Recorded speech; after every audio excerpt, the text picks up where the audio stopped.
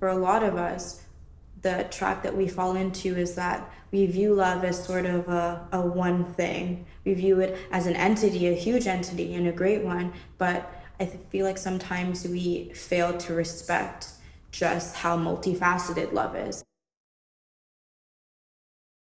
Just like anything, it's not 100% anything, you know? And I feel like in Western society, especially, it's kind of gotten us messed up because we think that love has to look a certain way all the time. And truthfully, that sets up really unrealistic expectations for our partners.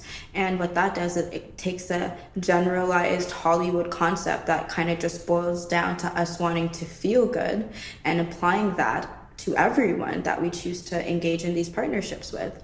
When in actuality, what we should be doing is speaking to the individual, getting to know the real them, their cores, their traumas, their fears, their reoccurring instances that happen in their daily lives that make it difficult for them to navigate the world. Hi, my name is Danica. Hi, my name is Dwayne Richards. My name is Kat Khan. My name is Kiosh Dwyer. Oh, wow. I high-key want to say nothing. I feel like I have no emotion, so you can't really see it whether I trust you or not. Like, I can hear what you're saying, and I'm listening, but do I believe? No. I am deeply healing, so I'm not,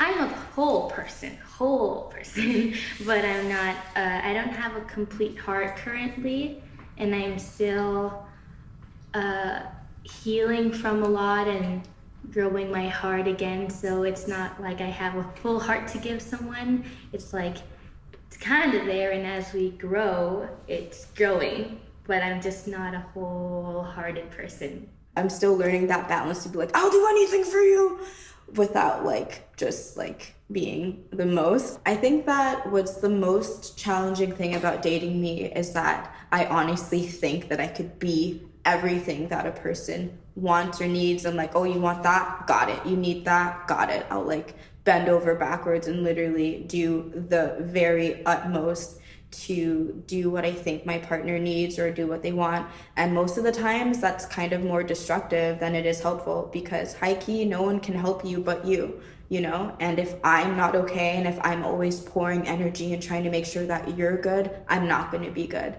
And if I'm not going to be good, there's no possible way I can be good for or to anyone else. What is challenging about dating me? I have some attitude. I think one of the things that is challenging about dating me is the fact that I don't really have family support as much, so I kind of tend to my relationships with others to kind of get that. And I actually recently was told by someone I was in a relationship with that I tried to replace my family with them, and that was really hard to hear. And I feel like it's an expectation I put, and I know that not a lot of people could handle that. I guess cultural compatibility in terms of my West Indian background, my little subculture of people in my age category that live in Toronto when I'm dating outside my race. That's when it's the most pronounced. If I'm dating a white Canadian, sometimes I'm like the first Black person they've ever dated, never mind first Caribbean person / Canadian person they've ever dated. You find yourself compromising in areas. Something as simple as music. You're in the car with them and you feel like you need to put top 40 on just to make them comfortable. Or even in language, if I decide to break into some sort of Caribbean patois, it might be one or two phrases. I get the side look, what's that all about? Because I'm supposed to be Dwayne, this Canadian guy that they know on that level. They don't necessarily, I don't feel like there's an acceptance to understand me in the broader context of who I am. Growing. Growing with someone, but also growing as a whole human on your own. I call it independently growing together. because you're working on yourself as a person, but then like loving yourself and then being like, I love myself, so now I'm ready to love you. And just that feeling of like always growing and always blossoming into something greater. I don't see it as this pure thing in terms of your partner. I feel like the way you feel about this person can change from week to week to month. What makes my partnership work is that they recognize the love that I give myself and they give it back to me, and that's what helps us flow. They could be mistaking infatuation, like the strong physical urge. My favorite thing about love is being able to understand somebody else, being able to appreciate them, being able to like just be a part of their life, whether it's a new culture, you know, a new mindset, just being able to just be a part of something completely different, new spirit, a new soul, and being able to like intertwine with that. I think it's cool about love. I think a lot of what love is just like this codependency thing whereby people are afraid to be by themselves, or society tells them that they need to be with somebody. One person comes to mind, and when the one person is my grandma. That's it. So that's why I say caring and loyalty, because she's that for me. Like that's what she makes love feel to me. What happens with the people that are loving with trauma? What happens with the people that are loving with abuse? What happens with the people that are loving who don't know how to love and never have been shown love before? You know, those people are deserving of love, and their love is valid even if it is difficult and challenging for their partners. I found myself hard to love when I decided to become more open about my mental health and what I'm going through, because once I was open about it, like there were certain people who were unable to understand, and it felt like I became a burden all of a sudden because I had all these things going on. I found myself hard to love because I felt heavy all the time, and I felt like I was just being a drag. And when I'm drained emotionally, mentally, spiritually, it feels like people can't love me because it's just too hard to deal with. I think I am most hard to love when I have my walls completely up and I shut down on others and don't let people in. And I feel like I do that because I'm so used to this mindset of like, I don't really need anyone.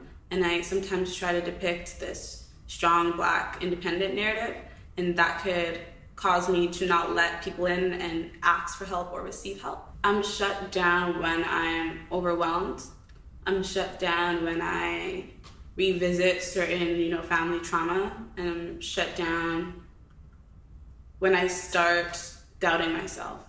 A time that I felt hard to love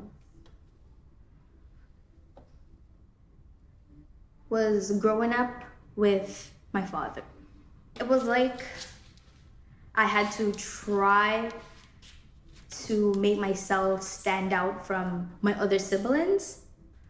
I would do everything, and everything I mean like the cooking, the cleaning, the taking care of the siblings. There was no communication, none whatsoever. It was awkward. It was awkward living with him, and we never talk, like not at all. Like if I had to go somewhere and I needed a ride, it was hard for me to just go and even ask, because I feel like he's always looked so angry. I don't want to go and talk to him because I'm scared of the reaction that I'm gonna get.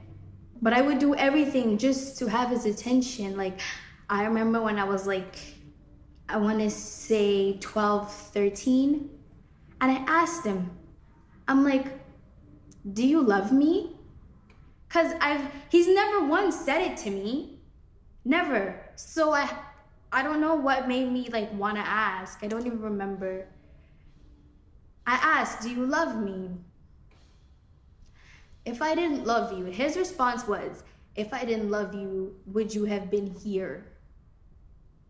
Here as in Canada, because I'm from Jamaica. And I'm just like, okay. I just said okay. Because it's like every time I try to talk up or something, I get pushed back down. I try to make myself noticeable and try to do things that I know that I should do. I don't think I've ever done anything that was wrong. And yet I was still pushed away. I don't know what I did. I wish I knew what I did. And it's like, now that we're apart, I've, met a few people, we talked, they know him, they used to talk. I hear like these negative things towards me. Like when I was 16, 17, all I would want as a young female is to be able to talk to my father. That was never possible for me. When I think of times that I felt hard to love in partnerships, would be when I was trying the most to get their love or trying hardest to feel loved. And I feel like bringing that kind of energy is not helpful, and it can actually be really harmful, because in actuality, I'm not really seeking that love from them. That deep love that I want is not enough from them, because it needs to come from me. And I'm searching for it and searching for it. And sometimes I unfairly think that my partners can feel that. But in reality, I can feel that.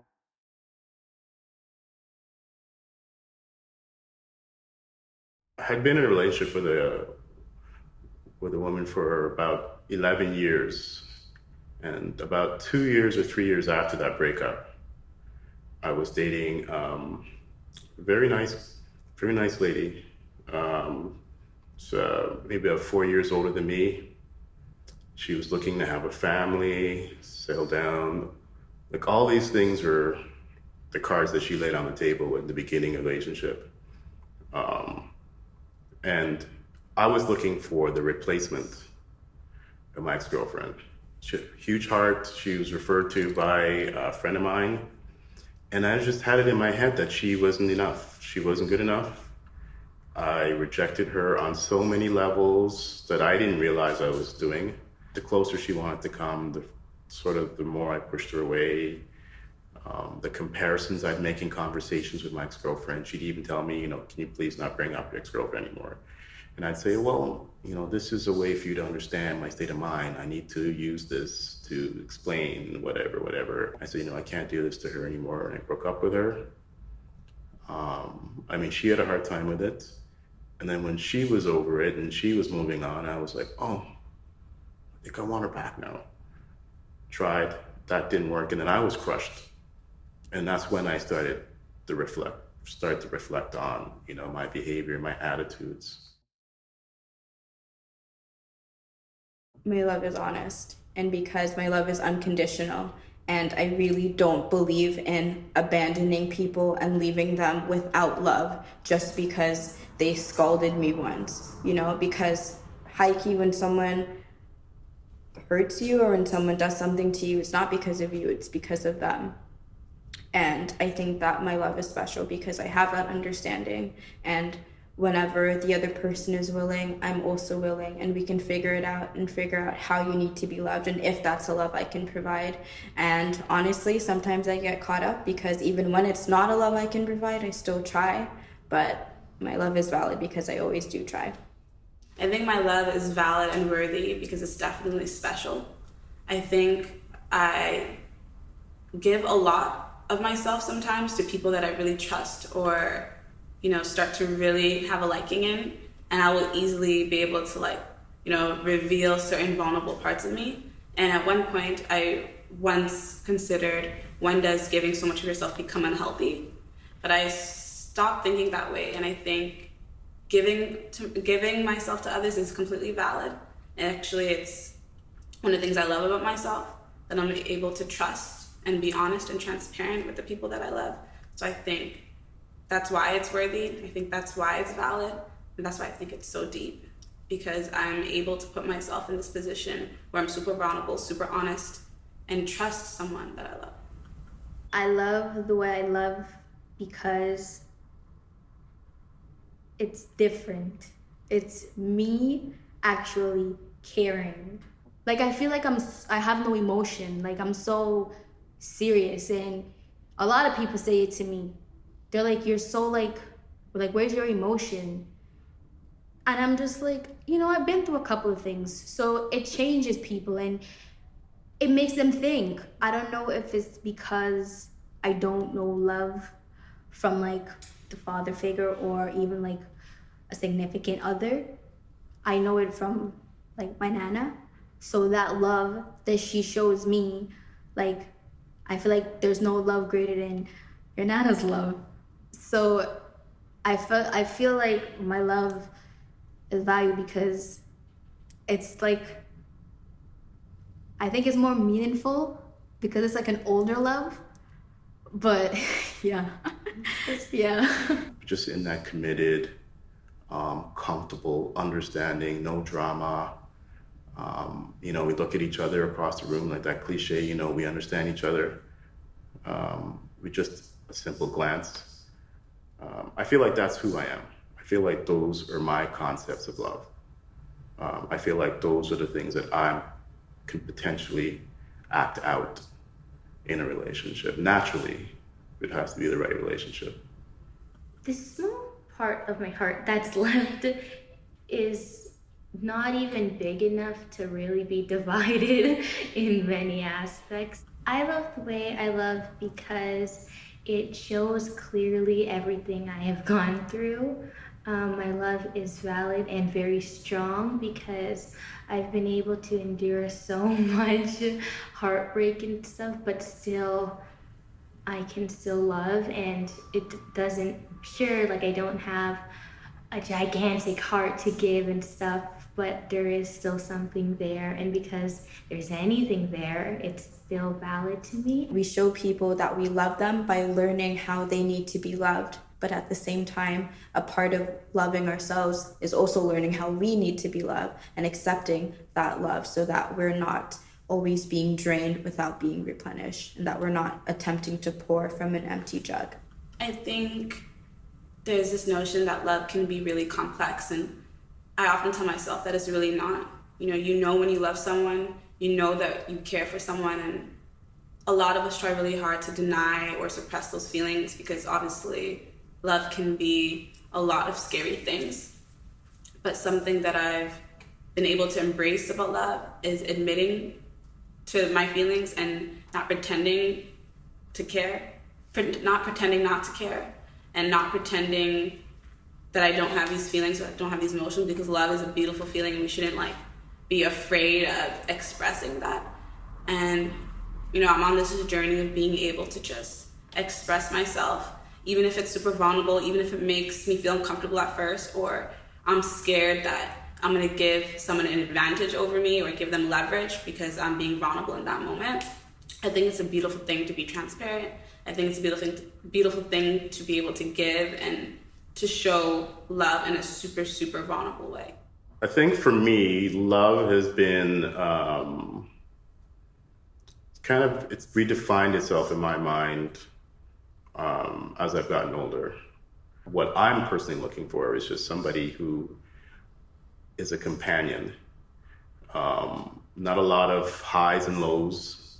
I don't need the huge, engulfing, passionate feeling that I had when I was younger, but I would just simply like to have mutual respect. We have a shared like of different things. Our times are our own, our identities are still a little individual. We're not bound to each other.